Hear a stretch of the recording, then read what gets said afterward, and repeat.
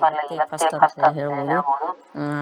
Doctor M Kalaburagi ಅವರು ಈ ವಚನ ಸಾಹಿತ್ಯದ ಸಲುವಾಗಿ ಅಥವಾ ಕನ್ನಡ ಮತ್ತು ಬಸವಣ್ಣನ ಸಲುವಾಗಿನೇ ತಮ್ಮ ಜೀವನವನ್ನು ಮುಡುಪಾಗಿಟ್ಟು ಬಹಳಷ್ಟು ಹೋರಾಟಾತ್ಮಕವಾದಂತಹ ಒಂದು ಮನೋಭವೃತ್ತಿ ಡಾಕ್ಟರ್ ಎಂ ಕಲಬುರ್ಗಿ ಅವರು ಹೊಂದಿದ್ರು. ಅವರನ್ನ ನಾವು ನೋಡಿಲ್ಲ, ಆದ್ರೆ ಅವರ ಒಂದು ವಚನ ಸಿರಿ ಅಂತಕ್ಕಂಥ ಪುರಸ್ಕಾರ ನನಗೆ ಮೊಟ್ಟ ಮೊದಲಿಗೆ ಅವರು ಕಲಬುರ್ಗಿ ಫೌಂಡೇಶನ್ ವತಿಯಿಂದ ನನಗೆ ಕೊಟ್ಟರು. ಅದು ನನ್ನ ಭಾಗ್ಯ ಅಂತ ಹೇಳಿ ತಿಳ್ಕೊತೀನಿ. ಏನು ಫೌಂಡೇಶನ್ ವತಿಯಿಂದ ಅವರು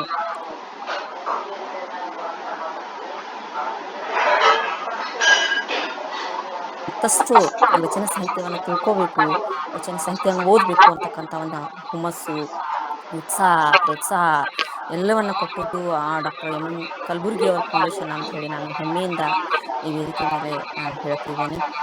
ನ್ಯೂಜಿಲೆಂಡ್ದಲ್ಲಿ ಇರ್ತಕ್ಕಂಥ ನಮ್ಮ ಲಿಂಗಪ್ಪಣ್ಣ ಕಲಬುರ್ಗಿ ಅವರು ವಾರಸುದಾರರು, ಡಾಕ್ಟರ್ ಎಂ ಕಲಬುರ್ಗಿ ಅವರು ಕಲಬುರ್ಗಿ ಅವರ ವಾರಸುದಾರರು. ಅವರು ತಮ್ಮ ಕಾಕಾ ಆಗ್ತಾರ. ಕಾಕಾ ಅವರ ಒಂದು ಏನು ಆಶಯ ಇತ್ತು, ಅವರಲ್ಲಿ ಏನು ವಚನ ಸಾಹಿತ್ಯದ ಬಗ್ಗೆ ಏನು ಆಸಕ್ತಿ, ಅಥವಾ ಅವರು ತಮ್ಮ ಜೀವನವನ್ನೇ ವಚನ ಸಾಹಿತ್ಯಕ್ಕಾಗಿಯೇ ಮುಡುಪಾಗಿಟ್ಟಿದ್ರು ಅಂತ ಹೇಳ್ತೀವಲ್ಲ, ಹಿಂಗೇನೆ ಆ ಆಶಯವನ್ನ ಮುಂದುವರಿಸ್ತಕ್ಕಂಥ ಡಾಕ್ಟರ್ ಲಿಂಗಪ್ಪಣ್ಣ ಕಲಬುರ್ಗಿ ಅಪ್ಪ ಅವರು ಮತ್ತು ಡಾಕ್ಟರ್ ಎಂ ಪಡಸೆಟ್ಟಿ ಅಪ್ಪ ಅವರು ಇಲ್ಲಿ ಅದಾರ, ನಮ್ಮ ಮಹದೇವಪ್ಪ ಪಡಸೆಟ್ಟಿ ಅಪ್ಪಾಜಿ ಅವರು, ಆಮೇಲೆ ಗೌಸಾನಿ ಅಪ್ಪ ಅವರು, ಹಿಂಗೆ ಶಿವಲಿಂಗಣ್ಣ ಅವರು, ಇವರೆಲ್ಲರೂ ಕೂಡಿ ಅವರ ಒಂದು ಏನು ವಿಚಾರಗಳದಾವಲ್ಲ ಅವುಗಳನ್ನ ಪ್ರತಿ ವರ್ಷ ಒಂದೊಂದು ದೊಡ್ಡ ಕಾರ್ಯಕ್ರಮ ಮಾಡಿ ಆ ಶರಣ ಸಮಾಜಕ್ಕೆ ಅವರು ಬಹಳಷ್ಟು ಕೊಡುಗೆಗಳನ್ನ ಮಾಡಿ ಕೆಲಸ ಮಾಡಿದವರಿಗೆ ಗೌರವ ಪುರಸ್ಕಾರಗಳನ್ನು ಕೊಡೋದಾಗ್ಲಿ, ಅಥವಾ ಶಾಲೆ ಕಾಲೇಜುಗಳನ್ನು ಕಲಿತಕ್ಕಂಥ ವಿದ್ಯಾರ್ಥಿಗಳಿಗೆ, ಬಡ ಮಕ್ಕಳಿಗೆ ಅವರು ಫೌಂಡೇಶನ್ ವತಿಯಿಂದ ಸಹಾಯಧನವನ್ನು ಕೊಡೋದಾಗ್ಲಿ. ಮೊನ್ನೆ ಒಂದು ಗೌಸಾನಿ ಅಪ್ಪ ಅವರು ನನಗೆ ಇಲ್ಲಿ ಗುಡ್ಡಾಪುರಕ್ಕೆ ಹೋಗ್ಲಿಕ್ಕೆ ಬಂದಿದ್ರು. ಬರೋ ಮುಂದೆ ಎಷ್ಟು ಒಂದು ಬಾಕ್ಸ್ ಫುಲ್ ತುಂಬಿಕೊಂಡು ಬುಕ್ಗಳನ್ನು ತಗೊಂಡು ಬಂದಾರ. ಅದರದ್ದು ಬೆಲೆ ಕಟ್ಲಕ್ಕ ಆಗಂಗಿಲ್ಲ ನೋಡ್ರಿ. ಅಂದ್ರೆ ನಾವು ಎಲ್ಲರಿಗೂ ಮುಟ್ಲಿ ವಚನ ಸಾಹಿತ್ಯದ ಒಂದು ಪರಿ ಸಿರಿ ಮುಟ್ಲಿ ಅಂತಕ್ಕಂಥ ಭಾವ ಅವ್ರದ್ದು. ಡಾಕ್ಟರ್ ಎಂ ಪಡಸೆಟ್ಟಿ ಅಪ್ಪ ಅವ್ರು ನನಗೆ ಫೋನ್ ಹಚ್ಚಿ ಹೇಳಿದ್ರು, ಹಿಂಗೆ ಬರ್ಲಾಕತ್ತಾರ ನಿಮ್ಮ ಪುಸ್ತಕ ತೊಗೊಂಬರ್ಲಾಕತ್ತಾರ ಅಂತ ಹೇಳಿ. ಬಹಳಷ್ಟು ಖುಷಿ ಆಯಿತು. ಮನೆಗೆ ತಂದು ಪುಸ್ತಕಗಳನ್ನು ಕೊಟ್ಟು ಅವರು ಭೇಟಿಯಾಗಿ ನನಗೆ ಹೋದರು. ಅಪ್ಪ ಅವರು, ಗೌಸಾನಿ ಅಪ್ಪ ಅವರು, ಅವ್ರ ಮನೆಯವರು ಎಲ್ಲರೂ ಇಂಥ ಒಂದು ಸೇವೆಯನ್ನು ಮಾಡ್ತಕ್ಕಂಥ ಅವ್ರ ಕುಟುಂಬ ಮತ್ತು ಅದಕ್ಕೆಲ್ಲ ಪ್ರೇರಣೆ ಯಾರು ಅಂದ್ರೆ ಡಾಕ್ಟರ್ ಎಂ ಕಲಬುರ್ಗಿ ಅವರು ಅಂತ ಹೇಳಿ ನಾವು ಹೇಳ್ಬೋದು. ಅಂತ ಡಾಕ್ಟರ್ ಎಂ ಕಲಬುರ್ಗಿ ಅವರು ಬರೆದಂಥ ನಾಟಕ ಕೆಟ್ಟಿತ್ತು ಕಲ್ಯಾಣ ಅಂತಕ್ಕಂಥದ್ದನ್ನ ನಮ್ಮ BR ಪೊಲೀಸ್ ಪಾಟೀಲ್ ಅಪ್ಪ ಅವರು ಇವತ್ತು ನಮ್ಮ ಮುಂದೆ ಅವರು ಅದನ್ನು ಪ್ರಸ್ತುತಪಡಿಸಲಿದ್ದಾರೆ. ಡಾಕ್ಟರ್ BR ಪೊಲೀಸ್ ಪಾಟೀಲ್ ಅಪ್ಪ ಅವರದು ಒಂದು ವಿಶೇಷ ಏನೇ ಅಂದರೆ, ಅವ್ರು 2-3 ದಿವಸ ಇತ್ತು ಬಹಳ ಪ್ರವಾಸದೊಳಗದಾರ. ನಮ್ಮ ಶ್ರೀಧರಣ್ಣ ಮುರಾಳಿಯವರು ಬೇರೆ ಕಡೆಗೆ ನಾನು ಉಪನ್ಯಾಸಕದೀನಿ ಅಂದ ಕೂಡಲೇ ನನಗೆ ಯಾರನ್ನ ಇದು ಮಾಡಬೇಕಪ್ಪ ಅಂತ ಹೇಳಿ ಅಪ್ಪ ಅವ್ರಿಗೆ ಕೇಳಿದೆ. ಆಮೇಲೆ ಮಾಡ್ತೀನಿ ಅಂತ ಹೇಳಿ ಒಪ್ಕೊಂಡ್ರು. ಆದ್ರನ ಇನ್ನೂ ಪ್ರವಾಸದೊಳಗೆ ಅದೀನಿ ಅಂತ ಹೇಳಿ ಹೇಳಿದ್ರು. ಅವ್ರು ಮದ್ದಿಂದಾಗಲೇ ಫೋನ್ ಹಚ್ಚಿದ್ದೆ. ಆಮೇಲೆ ಈಗ 4 ಗಂಟೆಗೆ 4:15 ಅವರು ನನಗೆ ವಿಷಯವನ್ನ ಕೊಟ್ಟಾರ ನೋಡ್ರಿ. ಅಂದ್ರೆ ಅಷ್ಟು ಬಿಜಿ ಇದ್ರೂ ಸಹಿತಕ್ಕೆ ಇಲ್ಲಿ ಮಾಡಬೇಕು, ಅದನ್ನು ಹೇಳಬೇಕು ಅಂತಕ್ಕಂಥ ಒಂದು ಕಳಕಳಿಯನ್ನು ಹೊಂದಿರತಕ್ಕಂಥ BR ಪೊಲೀಸ್ ಪಾಟೀಲ್ ಅಪ್ಪ ಅವ್ರು ಬಂದ್ರಂದ್ರೆ ಒಂದು ಹೊಸಾದ ಏನಾರು ತಗೊಂಡೇ ಬಂದಿರ್ತಾರ ಅವರು. ಅಂಥ ವಿಷಯಗಳನ್ನು ಇಲ್ಲಿ ಪ್ರಸ್ತುತಪಡಿಸ್ತಾರೆ. ಅವರಿಗೆ ನಾನು ಧನ್ಯವಾದಗಳನ್ನ, ಶರಣಾರ್ಥಿಗಳನ್ನ ಹೇಳಿ ಈಗ ಉಪನ್ಯಾಸವನ್ನ ಆರಂಭ ಅಪ್ಪ ಅವ್ರು ಮಾಡಬೇಕು ಅಂತ ಹೇಳಿ ಕೇಳ್ತೀನಿ. ಈ ವೇದಿಕೆಯ ಮೇಲೆ BR ಪೊಲೀಸ್ ಪಾಟೀಲ್ ಅಪ್ಪಾಜಿ ಅವ್ರ ಪರಿಚಯ ಬಹಳಷ್ಟು ಅದು. ಮೊದಲಿನಿಂದಲೂ ಅವರು ಬಹಳಷ್ಟು ಉಪನ್ಯಾಸಗಳನ್ನ ಈ ವೇದಿಕೆ ಮೇಲೆ ಕೊಟ್ಟಾರ. ಅವರ ಪರಿಚಯವನ್ನ ಅವರ ಉಪನ್ಯಾಸದಿಂದಲೇ ನಾವು ಕೇಳೋಣ ಅಂತ ಹೇಳಿ ಹೇಳ್ತಾ ಅಪ್ಪಾಜಿಯವರಿಗೆ ಉಪನ್ಯಾಸವನ್ನ ಆರಂಭ ಮಾಡಬೇಕು ಅಂತ ಹೇಳಿ ಹೇಳ್ತೀನಿ. ಮತ್ತು ಅದು ಎಷ್ಟು ದಿವಸ ಆಗಲ್ರಿ ಅಕ್ರಿ ಅಪ್ಪಾರಿ, ಅಷ್ಟು ದಿವಸ ನೀವು ಹೇಳ್ರಿ. ಈಗ ಇವತ್ತ ಮತ್ತು ನಾಳೆ ಹೇಳ್ತೀನಿ ಅಂತ ಹೇಳಿರಿ. ಕೆಟ್ಟಿತ್ತು ಕಲ್ಯಾಣ ಅದರ ಕೇಳ್ತಕ್ಕಂಥ ಒಂದು ಆತುರತೆ ನನಗೂ ಬಹಳಷ್ಟದ, ಮತ್ತು ವೇದಿಕೆ ಮೇಲೂ ಎಲ್ಲರಿಗೂ ಅದಂತೇಳಿ ಅಂದ್ಕೊಂಡು ನಾನು ಅಪ್ಪವ್ರಿಗೆ ಸ್ವಾಗತವನ್ನು ಕೋರಿ ಎಲ್ಲರಿಗೂ ಶರಣಾರ್ಥಿಗಳು. ಎಲ್ಲರೂ ದಯವಿಟ್ಟು ಮೈಕ್ಗಳನ್ನ, ಆಡಿಯೋ ವಿಡಿಯೋಗಳನ್ನು ಬಂದಿಟ್ಟು ಈ ಚಿಂತನೆಯಲ್ಲಿ ಸಹಭಾಗಿಯಾಗ್ರಿ ಅಂತ ಹೇಳಿ ವಿನಂತಿ.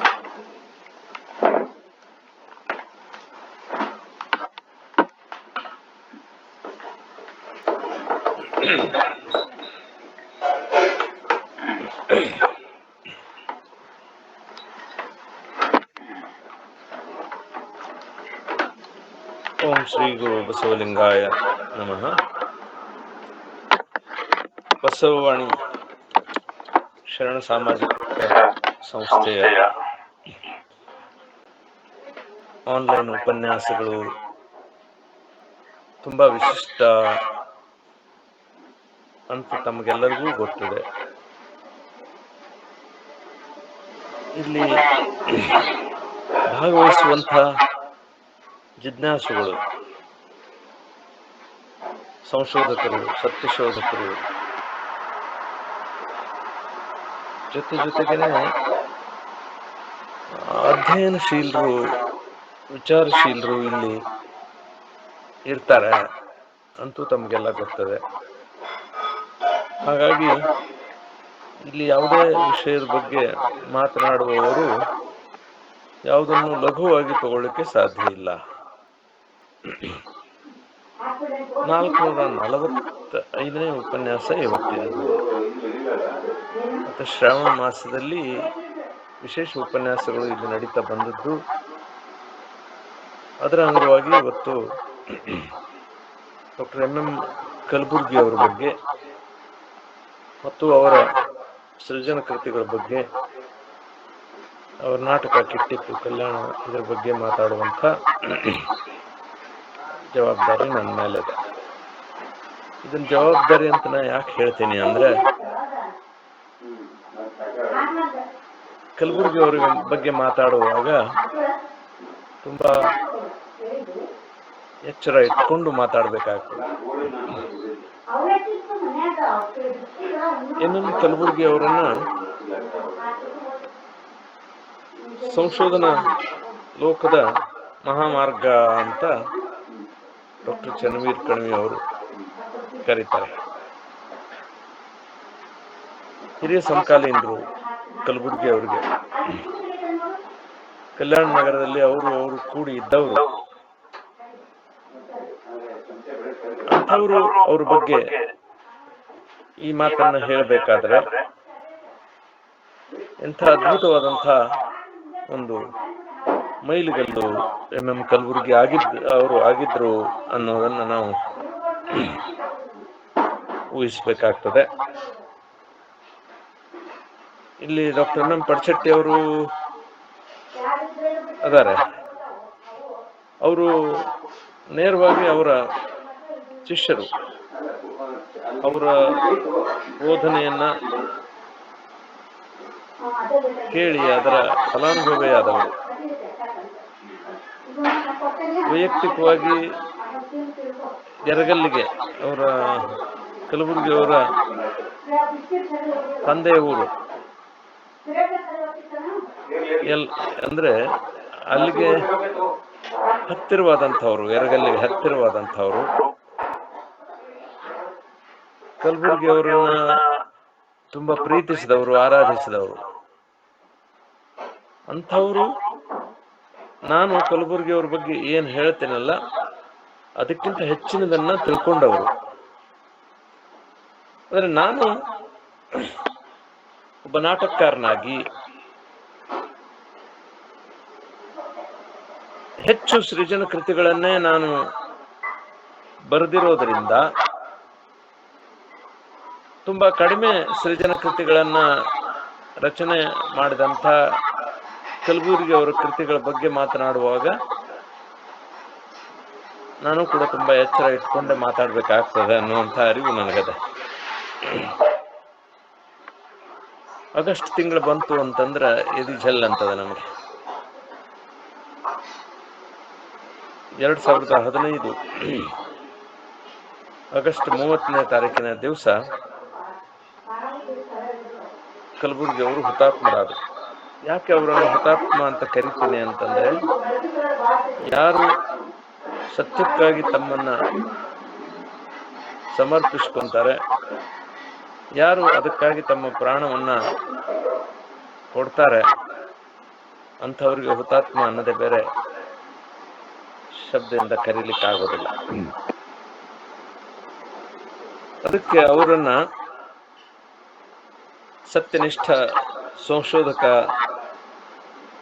ಅಂತ ಕರೀತಾರೆ. ಕಲಬುರ್ಗಿ ಅವರು ಬರೀ ಹಣ್ಣು ಅಂತ ಹೇಳಲಿಲ್ಲ. ಕಲಬುರ್ಗಿ ಅವರು ಹಲಸಿನ ಹಣ್ಣು ಅಂತ ಹೇಳ್ತಾರೆ ವಾಮನ್ ಬೇಂದ್ರೆ ಅವರು. ಹಲಸಿನ ಹಣ್ಣು ಅಂತ ಯಾಕಂದ್ರು ಅಂದ್ರೆ ಉಳಿದೆಲ್ಲ ಹಣ್ಣು ಏನಿಲ್ಲ, ಬಾಳೆಹಣ್ಣು ತಿನ್ನೋದಾದ್ರೆ ತುಂಬಾ ಸರಳ, ಸಿಪ್ಪೆ ಸುಲಿಯೋದು, ತಿರುಳನ್ನ ತಿಂದು ಬಿಡೋದು. ಆದ್ರ ಹಲಸಿನ ಹಣ್ಣು ಬಿಡಿಸ್ಕೊಳ್ಳೋದೇ ಬಹಳ ಕಷ್ಟ, ಆ ತೊಳೆಗಳನ್ನ ಬಿಡಿಸ್ಕೊಳ್ಳೋದೇ ಬಹಳ ಕಷ್ಟ. ಹಂಗೆ ಕಲಬುರ್ಗಿ ಅವರನ್ನ ಅರ್ಥೈಸ್ಕೊಳ್ಳೋದು ಬಹಳ ಕಷ್ಟ ಅನ್ನೋ ಕಾರಣದಿಂದಾಗಿ ಅವ್ರನ್ನ ಹಲಸಿನ ಹಣ್ಣು ಅಂತ ಕರೀತಾರೆ. ಕನ್ನಡದ ಕಡಲ ಶೋಧಕ ಅಂತನೂ ಕರೀತಾರೆ ಅವರನ್ನ. ಕಡಲ ಶೋಧಕ ಅಂದ್ರೆ ಕಡಲ್ ಶೋಧನೆ ಮಾಡಿದವ್ರಿಗೆ ಸಿಗೋದೇನು? ಮುತ್ತು. ಅಂತ ಮುತ್ತು ರತ್ನಗಳನ್ನ ಅವರು ಹೊರಗೆ ತಂದ್ರು ಅನ್ನೋ ಕಾರಣಕ್ಕಾಗಿ ಇಂಥ ಸಂಶೋಧನಾ ವೀರ ಇವರನ್ನ ಕಡಲ ಶೋಧಕ ಅಂತ ಹೇಳಿ ಕರೆದದ್ದು ಸ್ತುತ್ಯ ಅನಿಸ್ತದೆ. ಮಾರ್ಗ 8, ಮಹಾಮಾರ್ಗ 1 ಇವರ ಸಂಶೋಧನೆಯ ಕುರಿತಾಗಿ, ಇವರ ಸೃಜನ ಕೃತಿಗಳ ಕುರಿತಾಗಿ, ಕಲಬುರ್ಗಿ ಅವರ ಭಾಷಣಗಳ ವಿವರವನ್ನ, ಜೊತೆಗೆ ಕಲಬುರ್ಗಿ ಅವರ ಬಗೆಗಿನ ಅಭಿಪ್ರಾಯಗಳನ್ನ ಬೇರೆಯವರು ಹಂಚಿಕೊಂಡದ್ದನ್ನ ಈ ಗ್ರಂಥಗಳಲ್ಲಿ ನಾವು ನೋಡ್ತೇವೆ. ಒಂದು ಮಾತು ಸತ್ಯ, 1971ರಿಂದ 73ರವರೆಗೆ ನಾನು ಇಂಗ್ಲಿಷ್ MA ಮಾಡುವ ಸಂದರ್ಭದಲ್ಲಿ ನನ್ನ ಸ್ನೇಹಿತರಾದಂಥ doctor Basavaraj Malshetti, doctor Balanna Shigihalli, NF Meti, ಬೇರೆ ಬೇರೆ ನನ್ನ ಸ್ನೇಹಿತರೆಲ್ಲ ಕಲಬುರ್ಗಿ ಅವರ ನೇರ ಶಿಷ್ಯರಾಗಿದ್ದರು. ನಾವು ಒಂದೇ ರೂಮ್ನಲ್ಲಿ ಇದ್ದುಕೊಂಡು ಅಭ್ಯಾಸ ಮಾಡಿದವರು. ಅವ್ರು ಬಂದು ಏನ್ ಹೇಳ್ತಿದ್ರು ಅಂದ್ರೆ, ಕನ್ನಡ ವಿಭಾಗದ ಉಳಿದೆಲ್ಲ ಅಧ್ಯಾಪಕರು ಒಂದು ಕಡೆ, MM ಕಲಬುರ್ಗಿ ಅವರು ಒಂದು ಕಡೆ ಅಂತ ಅವ್ರು ಹೇಳ್ತಿದ್ರು. ನಾನು ಆಗೊಮ್ಮೆ ಈಗೊಮ್ಮೆ ಅವರ ಉಪನ್ಯಾಸಗಳನ್ನ ಕೇಳಿದಾಗ ನನಗೆ ಅನಿಸ್ತಿತ್ತು, ಇದು ಸುಳ್ಳಲ್ಲ, ಈ ಅಭಿಪ್ರಾಯಕ್ಕೆ ಒಂದು ಅರ್ಥ ಅದ ಅಂತೇಳಿ ನನಗೆ ಅನಿಸ್ತಿತ್ತು. ಕಾರಣ ಏನು ಅಂತಂದ್ರೆ, ಕಲಬುರ್ಗಿ ಅವರು ಏನೇ ಹೇಳಿದ್ರು ಅದರ ಹಿಂದೆ ಅವರ ಅಧ್ಯಯನಶೀಲತೆ ಮತ್ತು ಸತ್ಯ ಶೋಧನೆ ಎರಡನ್ನೂ ನಾವು ಕಾಣಬಹುದಾಗಿತ್ತು. ಜೊತೆಗೆ ಅಷ್ಟೇ ನಿಷ್ಠುರವಾದ ಸತ್ಯವನ್ನ ಅವರು ಆಡ್ತಿದ್ರು ಅನ್ನುವಂಥದ್ದು. ಅದಕ್ಕಾಗಿ ಅವರನ್ನ ಸಹಿಸಿಕೊಳ್ಳಿಕ್ಕೆ ಆಗಲಿಲ್ಲ. ಒಳ್ಳೆಯವರ ಜೊತೆಗೆ ಬಹಳಷ್ಟು ಕಾಲ ಇರೋದು ಕಷ್ಟ ಅಂತ ಅನ್ನೋದನ್ನ ಅವರ ವಿರೋಧಿಗಳು ಅರಿತುಕೊಂಡು ಅವರನ್ನ ನಮ್ಮಿಂದ ದೂರ ಮಾಡಿದರು. ಈ ಪೀಠಿಕೆ ಯಾಕೆ ಹೇಳಬೇಕಾಗಿದೆ ಅಂತಂದ್ರೆ, ಸಂಶೋಧನೆ ಸರಳವಾದಂಥ ಮಾರ್ಗ ಅಲ್ಲ. ತುಂಬಾ ಗಂಡಾಂತರಗಳನ್ನ ಮೈ ಮೇಲೆ ಎಳ್ಕೊಂಡು ಸಂಶೋಧನೆ ಮಾಡಬೇಕಾಗ್ತದೆ. ಒಬ್ಬ ಸಂಶೋಧಕ ಏನ್ ಹೇಳ್ತಾನೆ ಅದೆಲ್ಲವೂ ಸತ್ಯ ಆಗಿರ್ತದೆ ಅಂತಲ್ಲ. ಸಂಶೋಧನೆ ಶುರು ಆಗೋದೇ ಊಹೆಯಿಂದ. ಆ ಊಹೆಯಿಂದ ಶುರುವಾದಂಥ ಸಂಶೋಧನೆ ಒಂದು ತರ್ಕ, ಮತ್ತೊಂದು ಶೋಧ, ಇನ್ನೊಂದು ವಿವೇಚನೆ. ಈ ಕುಲುಮೆ ಒಳಗಿಂದ ಹಾಯ್ದು ಅದು ಬರ್ಬೇಕಾಗ್ತದೆ. ಇನ್ನು ನಾವು ಮಾಡಿದ್ದ ತರ್ಕ ಎಲ್ಲನೂ ಸತ್ಯವ ಅನ್ನುವಂಥದ್ದನ್ನ ಸಂಶೋಧಕ ಆದವನು ಕೂಡ ಆಲೋಚನೆ ಮಾಡ್ಬೇಕಾಗ್ತದೆ. ಹಾಗೆ ಅನೇಕ ಸಂದರ್ಭಗಳಲ್ಲಿ ಕಲಬುರ್ಗಿ ಅವರಿಗೂ ಕೂಡ ಸಂದಿಗ್ಧ ಇದ್ದು, ಉದಾಹರಣೆಗೆ ನಾಗಲಾಂಬಿಕೆ ಬಸವಣ್ಣವರ ತಂಗಿ ಅಂತ ಅವರು ಹೇಳಿದ್ರು, ಪ್ರತಿಪಾದನೆ ಮಾಡಿದ್ರು. ಇದನ್ನ ಬಹಳಷ್ಟು ಜನ ಒಪ್ಪುವುದಿಲ್ಲ, ನಾನು ಕೂಡ ಒಪ್ಪುವುದಿಲ್ಲ. ಯಾಕೆ ಒಪ್ಪೋದಿಲ್ಲ ಅನ್ನೋದ್ರ ಬಗ್ಗೆ ಈ ನಾಟಕದ ಬಗ್ಗೆ ಮಾತಾಡೋ ಸಂದರ್ಭದೊಳಗೆ ನಾನು ಹೇಳ್ತೇನೆ. ಅಂದ್ರೆ ಅಕ್ಕ ಅನ್ನೋದಕ್ಕೆ ಆಧಾರ ಇಲ್ಲ ಅನ್ನೋ ಕಾರಣಕ್ಕೆ ತಂಗಿ ಅನ್ಬೇಕಾ ಅನ್ನುವಂಥದ್ದು ಕೂಡ ಒಂದು ತುಂಬಾ ಗುರುತರವಾದಂಥ ಪ್ರಶ್ನೆ ನಮ್ಮೊಳಗೆ ಹೇಳ್ತದೆ. ಆದ್ರೆ ಬಹಳಷ್ಟು ಜನ ಒಪ್ಪಲಿಲ್ಲ ಅಂತ ಕಲಬುರ್ಗಿ ಅವರು, ಹೌದು ನೀವು ಹೇಳ್ದಂಗ ಆಕೆ ಬಸವಣ್ಣನ ಅಕ್ಕ ಅನ್ಲಿಲ್ಲ, ಅವರು ತಂಗಿ ಅಂತಾನೆ ಹೇಳಿದ್ರು. ಆದ್ರೆ ಆ ತಂಗಿ ಅನ್ನೋದನ್ನ ಪ್ರೂವ್ ಮಾಡ್ಲಿಕ್ಕೆ ಅವರಿಗೆ ಸಾಧ್ಯ ಆಗಲಿಲ್ಲ, ಅಂದ್ರೆ ಪುರಾವೆಗಳನ್ನ ಒದಗಿಸ್ಲಿಕ್ಕೆ ಅವರಿಗೆ ಸಾಧ್ಯ ಆಗಲಿಲ್ಲ. ಸೊ ಇಂಥ ಅನೇಕ ವಿಚಾರಗಳು. ಹಾಗೆ ಚನ್ನಬಸವಣ್ಣವರ ಜನನದ ವಿಷಯದಲ್ಲೂ ಕೂಡ ಕಲಬುರ್ಗಿ ಅವರು ಆಡಿದಂಥ ಮಾತುಗಳು ಸಾಕಷ್ಟು ಗೊಂದಲ ಸೃಷ್ಟಿ ಮಾಡಿದವು.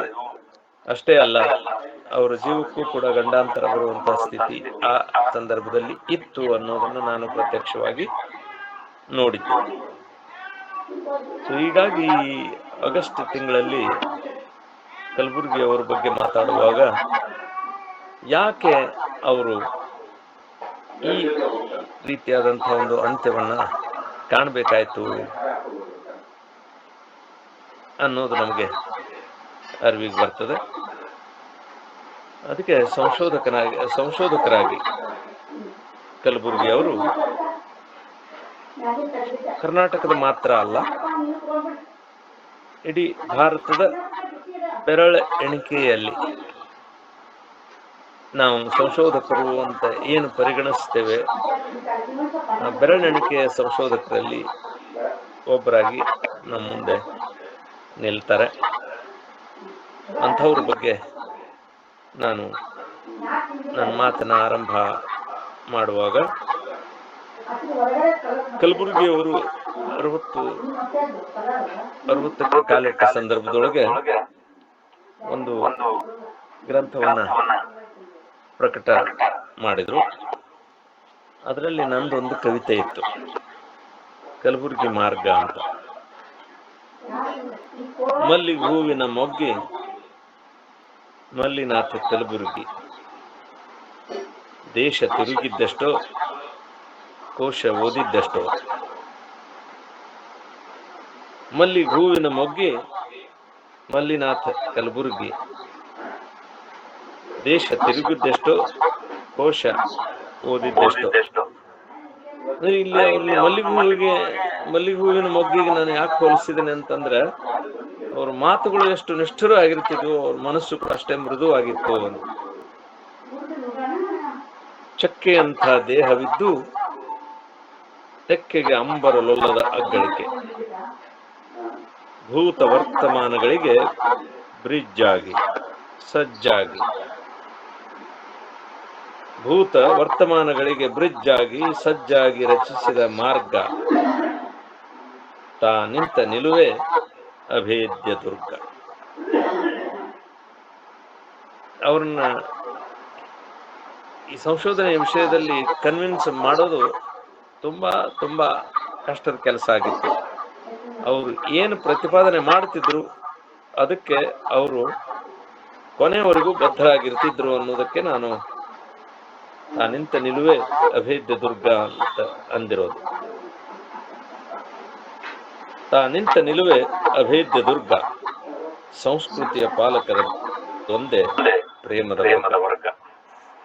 ಕೈ ಕಾಲು ಮೈ ಮನಕ್ಕೆ, ಕೈ ಕಾಲು ಮೈ ಮನಕ್ಕೆ ಪಾರಜದ ಸ್ಪರ್ಶ, ನೂರಾಗಿ ನೂರು ಕಡೆ ಒಂದಾಗಿ ನೂರು ಕಡೆ, ನೂರಾಗಿ ನೂರು ಕಡೆ ಒಂದಾಗಿ ನೂರು ಕಡೆ, ಕೂಡಿ ಕಟ್ಟಿದ ಈ 60 ವರ್ಷ ಧಾರಾಕಾರ ಸುರಿದ ಸಂಶೋಧನಾ ಮಳೆ, ಪ್ರಶಂಸೆ ಪುರಸ್ಕಾರ ಮತ್ತೆ ಬೆತ್ತ ಬೆದರಿಕೆಗಳ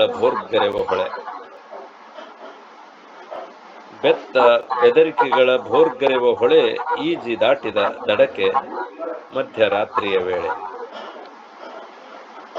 ನೆತ್ತಿ ನಡುವಿದೆ ಒಂದು ಬೆಳಕಿನ ಬಿಂದು. ಅವರನ್ನ ಮುನ್ನಡೆಸುವಂತ ಆ ಕಾನ್ಷಿಯನ್ಸ್ ಅಂತ ನಾವೇನು ಕರಿತೀವಲ್ಲ, ಅದನ್ನ ನಾನು ಬೆಳಕಿನ ಬಿಂದು ಅಂತ ಕರೆದಿದ್ದೇನೆ. ನೆತ್ತಿ ನಡುವಿದೆ ಒಂದು ಬೆಳಕಿನ ಬಿಂದು, ಅದರ ಬೆಳಕಲ್ಲಿ ನಡೆದು ಗುರಿ ಮುಟ್ಟುವುದೇ ಸ್ವರ್ಗ, ಕಲಬುರಗಿಯದೇ ಮಾರ್ಗ. ಸೊ ಅವರದೇ ಆದಂತಹ ಒಂದು ಮಾರ್ಗ ಇತ್ತು ಅನ್ನೋದನ್ನು ನಾನು ಕೂಡ ಅವರನ್ನು ತುಂಬಾ ಹತ್ತಿರದಿಂದ ಕಂಡು ಈ ಅಭಿಪ್ರಾಯಕ್ಕೆ ಬಂದವನು. ಅದಕ್ಕೆ ಇಂಥ ಒಬ್ಬ ಶ್ರೇಷ್ಠ ವಿದ್ವಾಂಸ ಸಂಶೋಧಕ ಇಂಥವ್ರ ಒಂದು ಕೃತಿಯನ್ನ ವಿಮರ್ಶೆ ಮಾಡುವಾಗ ನನಗೆ ಅದು ಸುಲಭದ ಕೆಲಸ ಅಂತ ಹೇಳಿ ಅನಿಸ್ತಾ ಇಲ್ಲ. ಅವ್ರು ಬರೆದಿರೋದು 3 ನಾಟಕಗಳು. ಒಂದು ಕೆಟ್ಟಿತ್ತು ಕಲ್ಯಾಣ, ಇನ್ನೊಂದು ಖರೆ ಖರೆ ಸಂಗ್ಯಾಬಾಳ್ಯ, ಮತ್ತೊಂದು ಖರೆ ಖರೆ ಕಿತ್ತೂರು ಬಂಡಾಯ. ನಾನು 100ಕ್ಕಿಂತ ಹೆಚ್ಚು ನಾಟಕಗಳನ್ನ ಬರದೆ ಅಂತ ಅಹಂಕಾರದಿಂದ ಹೇಳ್ಕೊಳ್ಳಲ್ಲ. ಆಕಾಶವಾಣಿಯ ಗೆಳೆಯರು ನನ್ನಿಂದ 62 ನಾಟಕಗಳನ್ನ ಬರೆಸಿಕೊಂಡ್ರು. ಕಾರಣ ಏನು ಅಂದ್ರೆ, ಶ್ರೋತೃಗಳು ನಿಮ್ಮ ನಾಟಕಗಳನ್ನ ಕೇಳಲಿಕ್ಕೆ ಇಷ್ಟಪಡ್ತಾರೆ, ಅದಕ್ಕೆ ನೀವು ಹೊಸ ನಾಟಕ ಬರೆದು ಕಳಿಸ್ಬೇಕು ಅಂದ್ರೆ, ಯಾರು ಯಾವಾಗ ಬೇಡಿಕೆ ಮುಂದಿಡ್ತಾರೆ ಅವಾಗೆಲ್ಲ ಕೃತಿ ರಚನೆ ಮಾಡ್ಲಿಕ್ಕೆ ಆಗ್ತದೆ ಅಂತ ಅನ್ನೋದು ಕೂಡ ಮೂರ್ಖತನ ಅನ್ನೋದು. ಆದ್ರೆ ಈ ಒಂದು ಆತ್ಮೀಯರ ಒತ್ತಡ ಇರ್ತದಲ್ಲ, ಈ ಒತ್ತಡ ನಮ್ಮನ್ನ ಹೊಸ ಶೋಧಕ್ಕೆ ತೊಡಗಿಸ್ತದೆ. ಹೊಸ ಹೊಸ ವಸ್ತುಗಳನ್ನು ನಮ್ಮ ಸುತ್ತಮುತ್ತ ನಾವು ಕಂಡುಕೊಳ್ಳಿಕ್ಕೆ ಹಚ್ತದೆ. ಹಾಗಾಗಿ ನಾನು ಹೆಚ್ಚು ನಾಟಕಗಳನ್ನು ಬರೀಲಿಕ್ಕೆ ಸಾಧ್ಯ ಆಯಿತು. ಕಲಬುರ್ಗಿಯವ್ರಿಗೆ ಇಂಥ ಒತ್ತಡ ಇರಲಿಲ್ಲ. ಕಾರಣ ಏನು ಅಂತಂದ್ರೆ, ಜನ ಕಲಬುರ್ಗಿ ಅವ್ರನ್ನ ಗುರುತಿಸಿದ್ದು ಒಬ್ಬ ಸಂಶೋಧಕ ಅಂತ ಹೇಳಿ. ಹಾಗಾಗಿ ಅವರ ಭಾಷಣ, ಬೋಧನೆ ಮತ್ತು ಉಪನ್ಯಾಸ ಮತ್ತು ಲೇಖನ ಇದು ಹೆಚ್ಚು ಹೆಚ್ಚು ಸಂಶೋಧನೆ ಕಡೆಗೆ ವಾಲಿತು. ಆ ಕಾರಣದಿಂದಾಗಿ ಸೃಜನ ಸಾಹಿತ್ಯದ ರಚನೆಯ ಕೆಲವು ಬೇಸಿಕ್ಸ್ ಅಂತ ನಾವೇನು ಕರಿತೀವಲ್ಲ, ಇದ್ರ ಬಗ್ಗೆ ಹೆಚ್ಚು ಅಧ್ಯಯನ ಮಾಡಲಿಕ್ಕೆ ಅವರಿಗೆ ಸಾಧ್ಯ ಆಗಲಿಲ್ಲವೇನೋ ಅನ್ನುವಂಥದ್ದು ನನ್ನ ನಿಲುವು. ಖರೆ ಖರೆ ಸಂಗ್ಯಾಬಾಳ್ಯ ಅವರ ಸಣ್ಣಾಟ ಅದು. ಅದನ್ನ ಮಹಾಲಿಂಗಪುರದಲ್ಲಿ ಪ್ರದರ್ಶನ ಮಾಡಿದಂಥ ಸಂದರ್ಭದೊಳಗೆ ಒಂದು ವಿಚಾರ ಸಂಕಿರಣ ಏರ್ಪಾಡು ಮಾಡಿದ್ರು. ಆ ನಾಟಕ ನೋಡಿದ ನಂತರ ಆ ವಿಚಾರ ಸಂಕಿರಣದ ಅಧ್ಯಕ್ಷತೆ ಡಾಕ್ಟರ್ ಎಂ ಕಲಬುರ್ಗಿ ಅವ್ರದ್ದಾಗಿತ್ತು. ನಾನು ಆ ವಿಚಾರ ಸಂಕಿರಣದಲ್ಲಿ ಒಂದು ವಿಷಯದ ಬಗ್ಗೆ ಮಾತನಾಡಬೇಕಾಗಿತ್ತು. ನನಗೆ ಮುಜುಗರ. ಅದಕ್ಕೆ ನಾನು ಆರಂಭ ಮಾಡುವಾಗ ಹೇಳಿದೆ, ಇಲ್ಲಿ ಸಂಘಟಕರು ಒಂದು ಅವಘಡ ಸೃಷ್ಟಿ ಮಾಡ್ಯಾರ. ಅದೇನು ಅಂತಂದ್ರೆ, ಡಾಕ್ಟರ್ ಕಲಬುರ್ಗಿ ಅವರ ಈ ಸಣ್ಣಾಟ ಇದರ ಕುರಿತಾಗಿ ಒಂದು ವಿಚಾರ ಸಂಕಿರಣ ಇಟ್ಟು ಅದರ ಅಧ್ಯಕ್ಷತೆಯನ್ನ ಕಲಬುರ್ಗಿ ಅವರಿಗೆ ಕೊಟ್ಟಿರೋದು ಅವ್ರಿಗೆ ಸಂಕಟ ತಂದದ್ದು ಅಂತ ನಾನು ಹೇಳಿದೆ. ಕಾರಣ ಏನು ಅಂದ್ರೆ, ಅಧ್ಯಕ್ಷ ಆಗಿರೋರು ಎಲ್ರೂ ಮಾತನಾಡಿದ ನಂತರ ಕೊನೆ ಮಾತುಗಳನ್ನ ಹೇಳಬೇಕು. ಅಲ್ಲಿ ಚರ್ಚಿತವಾಗುವಂತ ವಿಷಯ ಯಾವುದು ಅಂತಂದ್ರೆ ಅದು ಅವರ ನಾಟಕದ ಬಗ್ಗೆ. ಸೊ ಒಬ್ಬ ವ್ಯಕ್ತಿ ತಾನು ಬರೆದಂತಹ ನಾಟಕದ ಬಗ್ಗೆ ಅಂತಿಮವಾದಂತಹ ಅಭಿಪ್ರಾಯವನ್ನ ಕೊಡೋದು ಎಷ್ಟು ಸಮಂಜಸ. ಡಾಕ್ಟರ್ ಎಂ ಕಲಬುರ್ಗಿ ಅವರಾದ್ರೂ ಇದಕ್ಕೆ ಒಪ್ಪಬಾರ್ದಾಗಿತ್ತು ಅಂತ ನಾನು ಹೇಳಿದೆ. ಕಲಬುರ್ಗಿ ಅವರಿಗೆ ಅರ್ಥ ಆಯ್ತು ಇದು. ಹೌದು ಹೌದು ಹೌದು, ಪೊಲೀಸ್ ಪಾಟೀಲ್ ಹೇಳಿದ ಸತ್ಯ, ನಾನು ಇದು ಈ ಗೋಷ್ಠಿ ಅಧ್ಯಕ್ಷತೆ ವಹಿಸೋದಿಲ್ಲ ಹಿಂಗೆ ಹೇಳಿ ವೇದಿಕೆಯಿಂದ ಅವರು ಕೆಳಗಿಳಿದು ನಡೆದ್ಬಿಟ್ಟು ನಾನೇ ಬಿಡ್ಲಿಲ್ಲ ಅವ್ರಿಗೆ. ಸರಿ, ಈ ಹಂತದಲ್ಲಿ ನಿಮ್ಮನ್ನು ನಾವು ಬಿಡೋದಿಲ್ಲ. ಆದ್ರೆ ನನ್ನ ಒಂದು ವಿನಂತಿ ಏನು ಅಂದ್ರೆ, ನೀವು ಅಧ್ಯಕ್ಷೀಯ ಭಾಷಣ ಮಾಡಿದ ನಂತರವೂ ಕೂಡ ಸಂವಾದ ಮುಂದುವರಿಬೇಕು. ಇದು ನನ್ನ ನಮ್ರವಾದ ವಿನಂತಿ ಅಂತ ನಾನು ಹೇಳಿದೆ. ಆಮೇಲೆ ಅವರು ಒಪ್ಕೊಂಡ್ರು, ಚರ್ಚೆ ಆಯ್ತು. ಚರ್ಚೆ ಆದ ನಂತರ ಕೊನೆಯದಾಗಿ ಅವರೇ ಒಪ್ಕೊಂಡ್ರು, ಹೌದು ನಾನು ಒಬ್ಬ ನಾಟಕಕಾರ ಅಲ್ಲ, ನಾನೊಬ್ಬ ಸಂಶೋಧಕ. ಆದ್ರೆ ನನಗೆ ಹಿಂಗ ಅನಿಸ್ತು, ಅದನ್ನ ನಾನು ಇಲ್ಲಿ ಬರೆದಿದ್ದೀನಿ ಅಂತ ಹೇಳಿದ್ರು. ಖರೆ ಸಂಖ್ಯಾ ಬಾಳ್ಯದೊಳಗೆ ಸೃಷ್ಟಿಸಿದಂಥ ಹಲವು ಗೊಂದಲಗಳ ಬಗ್ಗೆ ನಾವು ಅಲ್ಲಿ ಚರ್ಚೆ ಮಾಡಿದ್ವಿ. ಆ ಪುಸ್ತಕದ ಬಗ್ಗೆ ಇವತ್ತು ನಾನು ವಿವರವಾಗಿ ಮಾತಾಡೋದಿಲ್ಲ ಅನ್ನೋದ್ರಿಂದ ಇದನ್ನ ಇಷ್ಟಕ್ಕೆ ಹೇಳ್ತಾ ಇದ್ದೀನಿ. ಅಂದ್ರೆ ಒಟ್ಟಾರೆಯಾಗಿ ಕಲಬುರ್ಗಿ ಅವರ ಅಂದ್ರೆ ಸೃಜನ ಕೃತಿಗಳ ಬಗ್ಗೆ ಮಾತನಾಡುವಾಗ ಹಾಗೆ ಇಲ್ಲಿ ಸಮರ್ಪಕವಾದಂತಹ ಒಂದು ನಡೆ ಲೇಖಕರದ ಆಗಿರ್ಲಿಲ್ಲ ಅನ್ನುವಂಥದ್ರ ಬಗ್ಗೆ ಒಂದು ಸುಮ್ಮನೆ ಮಾತನ್ನ ಇಲ್ಲಿ ನಾನು ಹೇಳ್ತಾ ಹೋಗ್ಬೇಕು. ಅಂದ್ರೆ ನಾಟಕ ಅನ್ನೋದು ಒಂದು ಸಂಕೀರ್ಣವಾದಂತಹ ಸಾಹಿತ್ಯ ಪ್ರಕಾರ. ನಾನು ಸುಮಾರು 1961ನೇ ಇಸ್ವಿಯಿಂದ ಈ ಕ್ಷೇತ್ರದಲ್ಲಿ ತೊಡಗಿಕೊಂಡವನು. ನನ್ನ 11ನೇ ವಯಸ್ಸಿನಲ್ಲಿ ನಾನು ಒಂದು ದ್ರೌಪದಿ ವಸ್ತ್ರಾಪಹರಣ ಅನ್ನುವಂತಹ ದೊಡ್ಡಾಟ ಪ್ರಸಂಗವನ್ನ, ಒಂದು ಚಿಕ್ಕದಾದಂತಹ ದೊಡ್ಡಾಟ ಪ್ರಸಂಗವನ್ನ ನಾನು ಬರೆದೆ ಅಂತಂದ್ರೆ ಏನು, ನಮ್ಮೂರಲ್ಲಿ ಆಗ ನಡೀತಾ ಇದ್ದಂತಹ ಈ ದೊಡ್ಡಾಟದ ಪ್ರಯೋಗಗಳು ಮತ್ತು ತಾಲೀಮುಗಳನ್ನು ನೋಡ್ತಾ ಆ ದೊಡ್ಡಾಟ ಕಲಿಸುವಂತ ಏನು ಸೂತ್ರಧಾರ ಅಂತ ಇರ್ತಿದ್ರು, ಆ ಸೂತ್ರಧಾರ ನನಗೆ ತುಂಬಾ ಬೇಕಾದಂತಹ ಒಬ್ಬ ವ್ಯಕ್ತಿ ನಮ್ಮೂರಿನ ಕವಿ ಗಿರ್ಮಲ್ಲ ಆಗಿದ್ರಿಂದ, ನಾನು ಅವನ ಆರಾಧಕ ಆಗಿದ್ದರಿಂದ ಆತ ನನಗೆ ಹೇಳ್ತಿದ್ದ, ಗೌಡ್ಯ ಈ ಪಾತ್ರಧಾರಿಗಳ ಒಳಿ ತಯಾರು ಮಾಡಿ ಕೊಡ್ಬೇಕು, ಅವ್ರ ಮಾತುಗಳನ್ನ ನೀನು ಬರೆದು ಕೊಡ್ಬೇಕು, ಯಾಕಂದ್ರೆ ಅವರು ನಿರಕ್ಷರಗಳದಾರ ಅಂತ ನನಗೆ ಕೊಡ್ತಿದ್ದ. ನಾನು ಅವನ್ನೆಲ್ಲ ಕಾಪಿ ಮಾಡಿ ಅವ್ರಿಗೆ ತಂದು ಕೊಡ್ತಿದ್ನಲ್ಲ, ಅದನ್ನು ಬರೆಯುವಾಗೆಲ್ಲ ನಾನು ಅದನ್ನು ಅನುಭವಿಸ್ತಿದ್ದೆ. ಹಿಂಗೆ ನೋಡಿ ಕೇಳಿ ಬರೆದು ಕೊನೆಗೆ ನನಗೆ ಏನ್ ಅನ್ನಿಸ್ತು, ನಾನೇ ಒಂದು ಯಾಕೆ ಪ್ರಸಂಗ ಬರಿಬಾರ್ದು ಅಂತ ಹೇಳಿ ಅನ್ನಿಸಿ, ಅದರಲ್ಲಿ ಸಾಕಷ್ಟು ಅನುಕರಣೆ ಇತ್ತು ಅನ್ನೋದನ್ನ ನಾನು ಒಪ್ಕೊಳ್ಳೇಬೇಕು. ಯಾಕಂದ್ರೆ ಒಬ್ಬ 6ನೇ ಕ್ಲಾಸ್ನಲ್ಲಿ ಓದುವಂತ ಒಬ್ಬ ವಿದ್ಯಾರ್ಥಿ ನಾನು, ನನ್ನ ಸ್ವಂತದ್ದನ್ನ ನಾನು ಎಷ್ಟರ ಮಟ್ಟಿಗೆ ಕೊಡಬಹುದು. ಆದ್ರೆ ಅಲ್ಲಿ ನನಗೆ ಪ್ರೇರಣೆ ದೊರೆತದ್ದು ಎಲ್ಲಿಂದ ಅಂತಂದ್ರೆ ಆ ಚಟುವಟಿಕೆಗಳಿಂದಾಗಿ.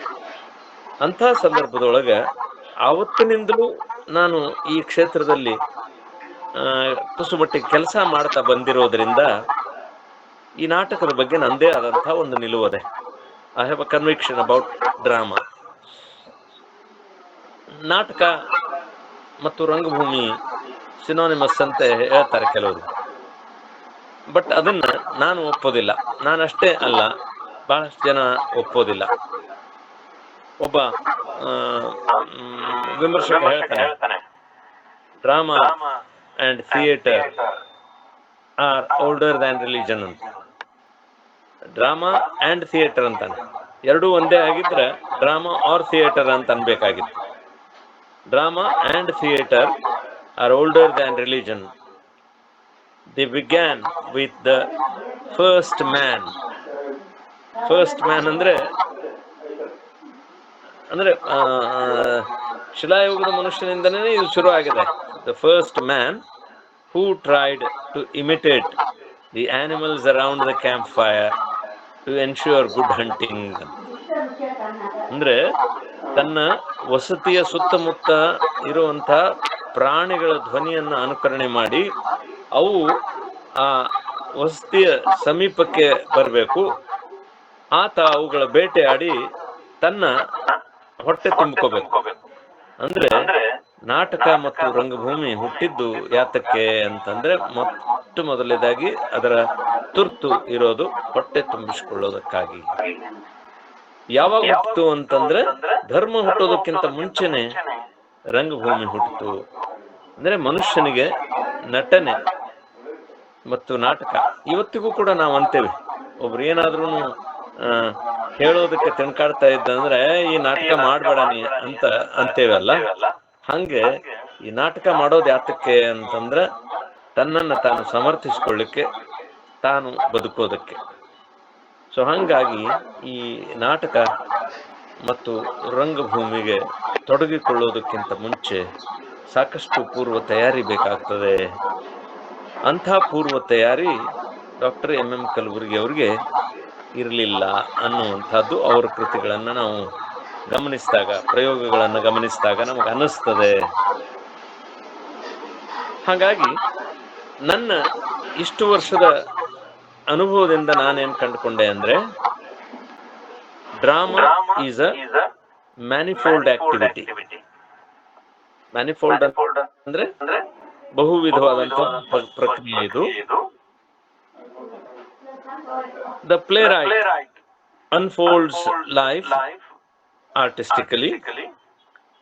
The actors and actresses present it lively and effectively on the stage. The director adds his or her own skill to make it more interesting. The backstage artists add their might to make it more effective.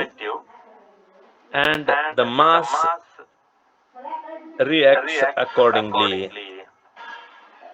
ನಾನು ಇಲ್ಲಿ ಗುರುತಿಸಿದ್ದು ಮೊದಲು ಒಬ್ಬ ನಾಟಕಕಾರ, ಎರಡನೇದ್ದು ನಟವರ್ಗ, ಮೂರನೇದ್ದು ನಿರ್ದೇಶಕ ಅಥವಾ ನಿರ್ದೇಶಕಿ, ನಾಲ್ಕನೇದ್ದು ನೇಪಥ್ಯ ಕಲಾವಿದರು, ಐದನೇದ್ದು ಪ್ರೇಕ್ಷಕರು. ಇವರೆಲ್ಲರ ಸಹಕಾರ ಇಲ್ಲದೆ ಒಂದು ನಾಟಕ ಯಶಸ್ವಿ ರಂಗಕೃತಿ ಆಗ್ಲಿಕ್ಕೆ ಸಾಧ್ಯ ಇಲ್ಲ. ಮತ್ತೆ ರಂಗಕೃತಿ ಆಗದ ಹೊರತು ನಾಟಕಕ್ಕೆ ಮೋಕ್ಷ ಇಲ್ಲ. ಅದು ರಂಗದ ಮೇಲೆ ಪ್ರಯೋಗ ಆಗೋಕ್ಕಿಂತ ಮುಂಚೆ ಮನೋರಂಗದ ಮೇಲೆ ಪ್ರಯೋಗ ಆಗಬೇಕು. ಇವತ್ತು ನಾನು ಒಬ್ಬ ನಾಟಕಕಾರನಾಗಿ ಏನ್ ಮಾಡ್ತೇನೆ ಅಂದ್ರೆ, ನಾನು ಯಾವುದ್ರ ಬಗ್ಗೆ ನಾಟಕ ಬರೀಬೇಕು ಅಂತ ನನಗನ್ನಿಸ್ತದನೋ ಅದನ್ನ ಮೊದಲು ನನ್ನ ಮನೋರಂಗದಲ್ಲಿ ಅದನ್ನ ಅಭಿನಯಿಸಿ ಆ ನಂತರ ನಾನು ಅಕ್ಷರ ರೂಪಕ್ಕೆ ಅದನ್ನು ಇಳಿಸೋದು. ಇವೆಲ್ಲ ಬೇಸಿಕ್ಸ್. ಈ ಬೇಸಿಕ್ಸ್ ನನಗೆ ಒಮ್ಮೆಲೆ ಕರಗತ ಆಯ್ತು ಅಂತ ಹೇಳೋದು ಅಹಂಕಾರ ಇಲ್ಲ. ಬೆಂಗಳೂರಿನಲ್ಲಿ ಯಾವುದಾದ್ರೂ ಒಂದು ಹೊಸ ನಾಟಕ ಪ್ರಯೋಗ ಆಗ್ತಿದ್ರೆ, ಪ್ರೀಮಿಯರ್ ಶೋ ಅಂತ ನಾವೇನ್ ಕರಿತೀವಿ, ಅದು ಆಗ್ತಿದ್ರೆ 1970ರ ದಶಕದಲ್ಲಿ ನಾನು ಬನಹಟ್ಟಿಯಿಂದ ಬೆಂಗಳೂರಿಗೆ ಹೋಗಿ ಆ ಮೊದಲನೇ ಪ್ರಯೋಗವನ್ನು ನೋಡಿ ಬರ್ತಾ ಇದ್ದೆ. ನನಗೆ ಆರ್ಥಿಕ ಸಂಕಟ ಇದ್ದಾಗ್ಯೂ ಕೂಡ ನಾನು ಅದನ್ನ ಬಿಡ್ತಾ ಇರಲಿಲ್ಲ. ಅಂದ್ರೆ ಸಾಲ ಮಾಡಿ ಆದ್ರೂ ಈ ನಾಟಕ ನೋಡಿ ಬರ್ತಿದ್ದೆ. ಕಾರಣ ಏನು ಅಂದ್ರೆ, ಅಲ್ಲಿ ಅದು ಒಂದು ಯಶಸ್ವಿ ಪ್ರಯೋಗ ಆಗಿದ್ರೆ ಈ ಪ್ರಯೋಗದ ಹಿಂದಿನ ಶ್ರಮ ಎಂಥದ್ದು, ಚಿಂತನೆ ಎಂಥದ್ದು, ಆಮೇಲೆ ಅದರಲ್ಲಿ ಚರ್ಚಿತವಾಗಿರುವಂತಹ ವಿಷಯದ ಗಾಂಭೀರ್ಯ ಎಂಥದ್ದು ಏನು ಅನ್ನೋದರ ಬಗ್ಗೆ, ಮತ್ತೆ ಅದು ಚಾರಿತ್ರಿಕ ವಿಷಯ ಆಗಿತ್ತು ಅಂತಂದ್ರೆ ಇದು ಎಷ್ಟರ ಮಟ್ಟಿಗೆ ಸಂಶೋಧನೆಯ ಮಾನದಂಡಗಳನ್ನ ಒಳಗೊಂಡದೆ ಅನ್ನುವಂಥದ್ದು, ಇಂಥವೆಲ್ಲ ನಾನು ಆಲೋಚನೆ ಮಾಡ್ತಾ ಇದ್ದೆ ಅನ್ನೋ ಕಾರಣಕ್ಕಾಗಿ ಅಷ್ಟು ನಾಟಕಗಳನ್ನ ಬರೆಯುವ ಸಂದರ್ಭದಲ್ಲಿ ಹಲವು ರಾಜ್ಯ ಮತ್ತು ರಾಷ್ಟ್ರ ಮಟ್ಟದ ನಾಟಕ ರಚನಾ ಸ್ಪರ್ಧೆಗಳಲ್ಲಿ ನನಗೆ ಬಹುಮಾನಗಳು ಬಂದ ಸಂದರ್ಭದಲ್ಲಿ ನನ್ನ ನಾಟಕವನ್ನು ನಾನು ಎಲ್ಲಿಗೆ ಕಳಿಸೋದ್ರ ಮೊದಲು, ಆಮೇಲೆ ಪ್ರಯೋಗ ಮಾಡೋದಕ್ಕಿಂತ ಮುಂಚೆ ಒಂದು ಓದು, ಪ್ರಕಟಣಾ ಪೂರ್ವ ಓದು ಅಥವಾ ಪ್ರದರ್ಶನ ಪೂರ್ವ ಓದು ಅಂತ ಇಟ್ಕೊಂಡು ಅಲ್ಲಿ ರಂಗಾಸಕ್ತರ ಅಭಿಪ್ರಾಯಗಳನ್ನ ಗಣನೆಗೆ ತೆಗೆದುಕೊಂಡು ಆ ನಂತರ ಅದನ್ನ ಜನರ ಮುಂದೆ ಇಡುವಂತ ಕೆಲಸ ಮಾಡ್ತಾ ಬಂದವನು. ಹಾಗಾಗಿ ಎಂ ಕಲಬುರ್ಗಿ ಅವರು ಸೃಜನಶೀಲ ಲೇಖಕರಾಗಿ ಹೊರಹೊಮ್ಮಿದ್ದೇನೆ 1995ರಿಂದ ಈಚೆಗೆ. ಅದಕ್ಕಿಂತ ಮುಂಚೆ ಅವರು ಪ್ರಾಯಶಃ ಈ ಕೆಲಸ ಮಾಡಿರಲಿಲ್ಲ ಅಂತ. ನೀರು ನೀರಡಿಸಿತ್ತು ಅವರ ಕವನ ಸಂಕಲನದಿಂದ ಹಿಡ್ಕೊಂಡು ಈ ಎಲ್ಲ ನಾಟಕಗಳು, ನಾನು ಹೇಳಿದ್ನಲ್ಲಿ 3 ನಾಟಕಗಳನ್ನು ನಾವು ಇಟ್ಕೊಳ್ಳೋದಾದ್ರೆ ಅವರು ತುಂಬಾ ತಡವಾಗಿ ಈ ಕ್ಷೇತ್ರಕ್ಕೆ ಕಾಲಿಟ್ಟರು. ಕಾಲಿಡುವಂತಹ ಸಂದರ್ಭದಲ್ಲಿ ಅವರಿಗೆ ಅವರದೇ ಆದಂಥ ಒಂದು ನಿಲುವಿತ್ತು. ಏನು ಅಂದ್ರೆ, ತಾವು ಏನು ಸಂಶೋಧಕರಾಗಿ ಕಂಡುಕೊಂಡಿದ್ರು ಆ ಸತ್ಯವನ್ನ ಜನರ ಮುಂದೆ ಇಟ್ಟು ಅವರನ್ನು ಒಪ್ಪಿಸಬೇಕು ಅನ್ನುವಂಥ ಆ ಹಠ ಇತ್ತು ಅವರಿಗೆ. ಸಾಧ್ಯ ಆಗೋದಿಲ್ಲ. ಯಾಕೆ ಅಂತಂದ್ರೆ ಖರೆ ಸಂಖ್ಯಾಬಾಳ ಸಂದರ್ಭದೊಳಗೆ ಗಂಗಿ ಅನ್ನುವಂಥ ಆ ಕಥಾ ನಾಯಕಿ ಸಂಜ್ಞಾ ಅನ್ನುವಂಥ ಒಬ್ಬ ಚೆಲುವ, ಅವನಿಗೆ ಆಕೆ ಪರಮ್ಮನ ಪ್ರಯತ್ನದಿಂದಾಗಿ ಅವನ ಬಲಿಯಲ್ಲಿ ಬೀಳ್ತಾಳೆ ಅನ್ನುವಂಥದ್ದು ಪತ್ತಾರ್ ಮಾಸ್ತರ್ ಏನ್ ಬರ್ದಿದ್ರಲ್ಲ ಆ ಸಂಖ್ಯಾ ಬಾಳ್ಯದೊಳಗ ಇದಿತ್ತು. ಬೈಲ್ವಾಡ್ ಪತ್ತಾರ್ ಮಾಸ್ತರ್ ಬರೆದಂಥ ಕೃತಿ ಅದು. ಬಟ್ ಕಲಬುರ್ಗಿ ಅವರು ಖರೆ ಸಂಖ್ಯಾ ಬಾಳ್ಯದೊಳಗೆ ಏನ್ ಹೇಳಲಿಕ್ಕೆ ಪ್ರಯತ್ನ ಮಾಡಿದ್ರು ಅಂತ, ಬೈಲ್ವಾಡ್ ಪತ್ತಾರ್ ಮಾಸ್ತರ್ ಗಂಗಿಯನ್ನ ಮೋಹಿಸಿದ್ದ, ಆಕೆ ಅವನಿಗೆ ದಕ್ಕಲಿಲ್ಲ ಅನ್ನೋ ಕಾರಣಕ್ಕಾಗಿ ಅವ ಆಕೆಯನ್ನ ಅಂದ್ರೆ ಆಕೆ ಚಾರಿತ್ರ್ಯ ವಧೆ ಮಾಡೋದಕ್ಕಾಗಿ ಈ ನಾಟಕವನ್ನ, ಈ ಸಣ್ಣಾಟವನ್ನ ರಚನೆ ಮಾಡಿದ ಅನ್ನುವಂಥ ಒಂದು ವಿಷಯವನ್ನ ಈ ಕೃತಿಯ ಮೂಲಕ ಹೇಳುವಂತ ಪ್ರಯತ್ನ ಮಾಡಿದ. ಸಂಖ್ಯಾಬಾಳ್ಯ ಒಂದು ಸಣ್ಣಾಟ ಆದ್ರೂ ಕೂಡ, ಒಂದು ಸೃಜನ ಕೃತಿ ಆದ್ರೂ ಕೂಡ ಸಮಕಾಲೀನ ಒಂದು ಸಾಮಾಜಿಕ ಘಟನೆ ಅಂತಿರೋ ಅಥವಾ ದುರ್ಘಟನೆ ಅಂತಿರೋ ಅದನ್ನ ಆಧರಿಸಿ ಬರೆದದ್ದಾಗಿರೋದ್ರಿಂದ ಅಲ್ಲಿ ಈ ಗಂಗಿಯನ್ನ ನೋಡಿದವರು ಇದ್ರು, ಬೈಲ್ವಾಡ್ ಪತ್ತಾರ್ ಮಾಸ್ತರನ್ನ ನೋಡಿದವರು ಇದ್ರು. ಆ ಸಣ್ಣಾಟ ರಂಗದ ಮೇಲೆ ಬಂದಾಗ ಅದನ್ನ ಆ ಪ್ರಯೋಗಗಳನ್ನು ನೋಡಿದವರು ಇದ್ರು. ಸೊ ಇವರೆಲ್ಲ ಸುಮ್ಮನೆ ಕೂಡ್ಲಿಲ್ಲ. ಏನ್ ಹೇಳಿದ್ರು ಅಂತಂದ್ರೆ, ಇದು ಸತ್ಯ ಅಲ್ಲ. ಕಾರಣ ಏನು ಅಂತಂದ್ರೆ, ಗಂಗಿ ಬೈಲವಾಡ ಪತ್ತಾರ್ ಮಾಸ್ತರ್ಗಿಂತ ಬಹಳಷ್ಟು ವಯಸ್ಸಿನಲ್ಲಿ ಹಿರಿಯಳಾಗಿತ್ತು. ಆಕೆ ಅಂದ್ರೆ ಆಕೆಯನ್ನ ಈತ ಮೋಹಿಸಿದ ಅನ್ನುವಂಥ ಮಾತು ಸತ್ಯ ಅಲ್ಲ ಅಂತ ಅವರು ಹೇಳಿದ್ರು. ಮತ್ತೆ ಕಲಬುರ್ಗಿ ಅವರು ಯಾಕೆ ಇದನ್ನ ಹೇಳೋ ಪ್ರಯತ್ನ ಮಾಡಿದ್ರು ಅನ್ನುವಾಗ, ಒಬ್ಬ ಲೇಖಕ ತಾನು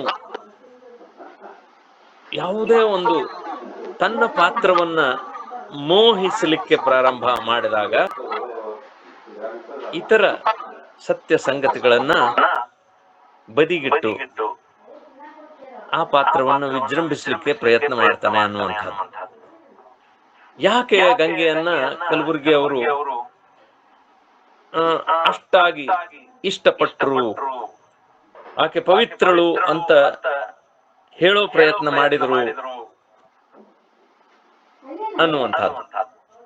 ಮತ್ತೆ ಇದ್ರ ಜೊತೆಗೆ ಇನ್ನೂ ಕೆಲವು ಸತ್ಯಗಳೇನಿದ್ದು ಅಲ್ಲಿ ಅಂತಂದ್ರೆ, ಅಲ್ಲಿಯ ಆ ಗಂಗೆಯ ಗಂಡ ಮೈದುನ ಇವರೆಲ್ಲರಿಗೂ ಕೋರ್ಟ್ನಲ್ಲಿ ಶಿಕ್ಷೆ ಆಗಿ ಅವರು ಜೈಲನ್ನ ಅನುಭವಿಸ್ತಾ ಇದ್ರು. ಮತ್ತೆ ಬೈಲ್ವಾಡ್ ಪತ್ತರ್ ಮಾಸ್ತರ್ ಹೀಗೆ ಆಕೆಯನ್ನು ಮೋಹಿಸಿದ್ದಕ್ಕಾಗಿ ಚಾರಿತ್ರ್ಯ ವಧೆ ಮಾಡೋದಕ್ಕಾಗಿ ಈ ಕೃತಿಯನ್ನ ರಚನೆ ಮಾಡಿದ್ರೆ ಅವರಿಗೆ ಶಿಕ್ಷೆ ಯಾಕಾಗ್ತಿತ್ತು, ಸಂಜ್ಞಾನ ಕೊಲೆ ಯಾಕಾಗ್ತಿತ್ತು ಅನ್ನುವಂಥ ಕೆಲವು ವಿಷಯಗಳು ಅಲ್ಲಿ ಚರ್ಚಿಸಬೇಕಾಗಿ ಬರ್ತದೆ. ಹಾಗಾಗಿ ಕಲಬುರ್ಗಿ ಅವರ ನಾಟಕ ಕೃತಿಯಲ್ಲಿ ಇವನ್ನ ಸಮರ್ಥಿಸಿಕೊಳ್ಳುವಂತಹ ಅಂಶಗಳು ಕಡಿಮೆ ಅದಾವ ಅಂತ ಹೇಳಿ ಅನಿಸ್ತಿತ್ತು. ಆ ಕಾರಣದಿಂದಾಗಿ ಅವತ್ತು ನಡೆದಂತ ಚರ್ಚೆಯಲ್ಲಿ ಕಲಬುರ್ಗಿ ಅವರನ್ನೇ ಕೆಲವು ಸಂದರ್ಭದಲ್ಲಿ ನಿರುತ್ತರ ಆಗ್ಬೇಕಾಯ್ತು. ನಾನು ಯಾಕೆ ಇದನ್ನ ಇಷ್ಟು ವಿವರವಾಗಿ ಚರ್ಚೆ ಮಾಡ್ತಾ ಇದ್ದೀನಿ ಅಂತಂದ್ರೆ, ಕೆಟ್ಟಿತ್ತು ಕಲ್ಯಾಣ ಕೃತಿಗೆ ಬರೋದಕ್ಕಿಂತ ಮುಂಚೆನೆ ಕಲಬುರ್ಗಿ ಅವರ ಒಬ್ಬ ನಾಟಕರಾಗಿ ಅವರಲ್ಲಿ ಇರುವ ಒಂದು ಆ ಸ್ಕಿಲ್ ಅನ್ನೋದು ಎಷ್ಟರ ಮಟ್ಟಿಗೆ ಇತ್ತು ಅನ್ನೋದ್ರ ಬಗ್ಗೆನೂ ನಾವು ಆಲೋಚನೆ ಮಾಡ್ಬೇಕಾಗ್ತದಲ್ಲ. ಅದಕ್ಕಾಗಿ ನಾನು ಈ ವಿಚಾರವನ್ನ ಹೇಳಿದ್ದೀನಿ. ಕೆಟ್ಟಿತ್ತು ಕಲ್ಯಾಣ ಹೆಸರೇ ಸೂಚಿಸೋ ಹಾಗೆ ಅದು ಕಲ್ಯಾಣ ಕ್ರಾಂತಿಯ ಕಥಾವಸ್ತುವನ್ನ ಇಟ್ಕೊಂಡಿರುವಂತಹದ್ದು. ಇದಕ್ಕೆ ಸಂಬಂಧಪಟ್ಟಂತಹ ಹಲವು ನಾಟಕಗಳು ಈ ಮುಂಚೆನೂ ಬಂದಿದ್ದು. ಕಾರ್ನಾಡ್ ಅವರ ತಲೆದಂಡ ಬಂದಿತ್ತು, ಲಂಕೇಶ್ ಅವರ ಸಂಕ್ರಾಂತಿ ಬಂದಿತ್ತು, ಎಚ್ ಎಸ್ ಶಿವಪ್ರಕಾಶ್ ಅವರ ಮಹಾಚೈತ್ರ ಬಂದಿತ್ತು.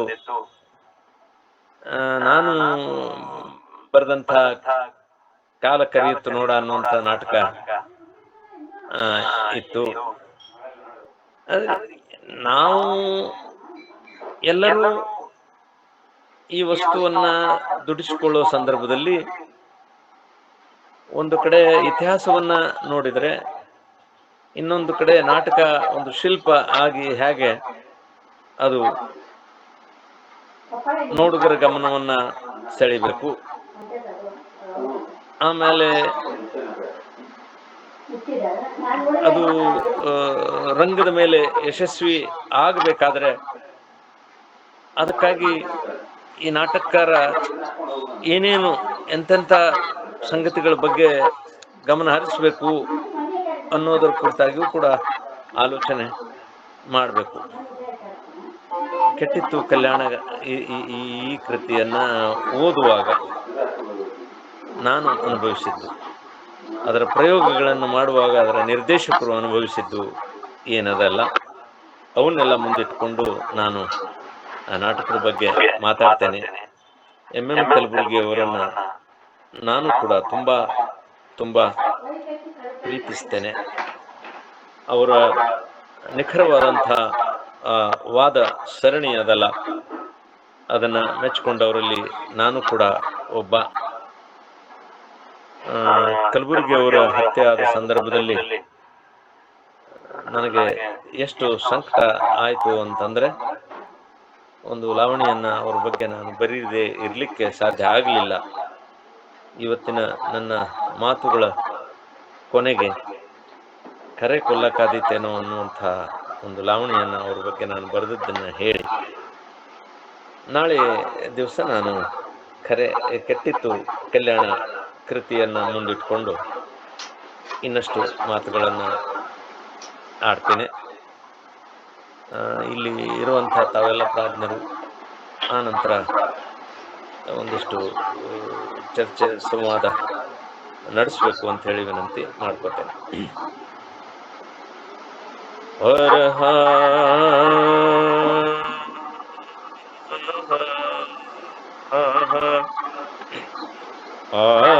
ಆಗೀಯಗ ಗಾಗಿಯಗ ಗೀಯಗೀಯಗೀ ಸತ್ಯವಂತರಿಗೆ ಸಾವು ಇಲ್ಲ, ಅವರು ಸರಿಯಂಗಿಲ್ಲ ಮರಿಗೀಯಗೀಯಗೀ ಅಂಥ ಸತ್ಯವಂತ ನೋಡ್ರಿ ನಮ್ಮ ಮಲ್ಲಿನಾಥ ಕಲಬುರ್ಗಿ, ಆ ಕಾಮಗುದು ಮುರುಗಿ. ಸತ್ಯ ಅಂದರ ಸತ್ಯ ಅಲ್ಲ, ಅದರ ಅಪ್ಪನಂತ ಬದುಕು, ಹಿಡಿದಿಟ್ಟ ಬೀಜ ಹಾಕೋ, ಹುಸಿ ಗಾಳಿ ಎಂದು ಕರ್ಪೂರದ ಎತ್ತರ ಕೈರಂಗಿಲ್ಲ ತಿಳ್ಕೋ, ಅದಕ್ಕೆಲ್ಲಿ ಸ್ವಂತ ಬೆಳಕೋ. ಸತ್ಯವಂತರಿಗೆ ಸಾವು ಇಲ್ಲ, ಅವರು ಸರಿಯಂಗಿಲ್ಲ ಮರಿಗೀಯಗೀಯಗೀ ಅಂಥ ಸತ್ಯವಂತ ನೋಡ್ರಿ ನಮ್ಮ ಮಲ್ಲಿನಾಥ ಕಲಬುರ್ಗಿ, ಆ ಕಾಮಗುದು ಮುರುಗಿ. ಹುಡುಕಾಟದಾಗ ಹಿರಿಯಣ್ಣನಾಗಿ ಮೆರೆದಾವ ಮಲ್ಲಿನಾಥ, ಗಿರಿಯೇರಿ ಮ್ಯಾಲ ನಿಂತ ಎಡವಿದ ಎತ್ತಿನ ಕೊರಳ ಕೊಯ್ಯಾವ ಯಾವ ಸೀಮಿ ರೈತ, ಅವ ಹುಟ್ಟಿದ್ದೊಂದು ವ್ಯರ್ಥ. ಸತ್ಯವಂತರಿಗೆ ಸಾವು ಇಲ್ಲ, ಅವರು ಸರಿಯಂಗಿಲ್ಲ ಮರಿಗೀಯಗೀಯಗೀ ಅಂಥ ಸತ್ಯವಂತ ನೋಡ್ರಿ ನಮ್ಮ ಮಲ್ಲಿನಾಥ ಕಲಬುರ್ಗಿ, ಆ ಕಾಮಗುದು ಮುರುಗಿ. ಮಾರ್ಗ 8 ಮಹಾಮಾರ್ಗ ಒಂದು, ಅವ ನಡೆದ ದಾರಿ ಬೆಳಕೋ, ಹಗಲ ಮುಗಲ ಬೆಳಕೋ. ಸತ್ಯ ಶೋಧಕರ ಸಭಾದಾಗ ಅವನ ಉತ್ತರ ಉತ್ತರಿಸೆಳಕೋ, ಬಿತ್ತಿದ್ದೆಲ್ಲ ಬೆಳಕೋ. ಸತ್ಯವಂತರಿಗೆ ಸಾವು ಇಲ್ಲ, ಅವರು ಸರಿಯಂಗಿಲ್ಲ ಮರಿಗೀಯಗೀಯಗೀ ಅಂಥ ಸತ್ಯವಂತ ನೋಡ್ರಿ ನಮ್ಮ ಮಲ್ಲಿನಾಥ ಕಲಬುರ್ಗಿ, ಆ ಕಾಮಗುದು ಮುರುಗಿ. ಏ ಸಗಣಿ ಹುಳ ಎದಿ ಸೆಟಿಸಿ ನಡೆದರ ಹಾನಿಯಾಗುದೇನೋ, ಅಂಬಾರಿ ಹೊರುವುದೇನೋ, ಗುಳ್ಳೆ ನರಿ ಬಿಳಿ ಅಂಗಿ ತೊಟ್ಟರ ಸಾಧು ಆದಿತೇನೋ, ಸದ್ಗುರು ಆದಿತೇನೋ. ಸತ್ಯವಂತರಿಗೆ ಸಾವು ಇಲ್ಲ, ಅವರು ಸರಿಯಂಗಿಲ್ಲ ಮರಿಗೀಯಗೀಯಗೀ ಅಂಥ ಸತ್ಯವಂತ ನೋಡ್ರಿ ನಮ್ಮ ಮಲ್ಲಿನಾಥ ಕಲಬುರ್ಗಿ, ಆ ಕಾಮಗುದು ಮುರುಗಿ. ಬೀಜ ಒಳಗ ಅದು ಬಿದ್ದ ಮ್ಯಾಲ ಬೆಳೆಯಾಗದಿದ್ದಿತೇನೋ, ಬಳತಾ ತುಂಬದಿದ್ದಿತೇನೋ. ಏ ಬೀಜ ಒಳಗ ಅದು ಬಿದ್ದ ಮ್ಯಾಲ ಬೆಳೆಯಾಗದಿದ್ದಿತೇನೋ, ಬಳತಾ ತುಂಬದಿದ್ದಿತೇನೋ. ಮಸಿಯರಿವಿ ಹೊಚ್ಚಿ ಸೂರ್ಯನ ಮುಚ್ಚಿ ಮರಿ ಮಾಡಾಕಾದಿತೇನೋ, ಖರೆ ಕೊಲ್ಲಾಕಾದಿತೇನೋ. ಕೊಣ್ಣೂರಚ್ಚಿನು ಮಾಯಿ ಕಂದ ಬಾಪುಗ ಹುಸಿಯನ್ನ ಹುರಿ ಕನಸೋ, ಈ ಕೊಣ್ಣೂರಚ್ಚಿನು ಮಾಯಿ ಕಂದ ಬಾಪುಗ ಹುಸಿಯನ್ನ ಹುರಿ ಕನಸೋ. ಸುಳ್ಳಿನ ಮ್ಯಾಲ ಕುನಸೋ, ಕರದಾಗ ಬಂದು ಸರಿದಾರಿ ತೋರುತ್ತಿದ್ದ ಕಲಬುರ್ಗಿದೆಂಥ ಮನಸ್ಸು, ಅವ ತುಂಬಿ ಕನಸ ಮನಸ್ಸೋ. ಸತ್ಯವಂತರಿಗೆ ಸಾವು ಇಲ್ಲ, ಅವರು ಸರಿಯಂಗಿಲ್ಲ ಮರಿಗೀಯಗೀಯಗೀ ಅಂಥ ಸತ್ಯವಂತ ನೋಡ್ರಿ ನಮ್ಮ ಮಲ್ಲಿನಾಥ ಕಲಬುರ್ಗಿ, ಆ ಕಾಮಗುದು ಮುರುಗಿ. ನಮಸ್ಕಾರ.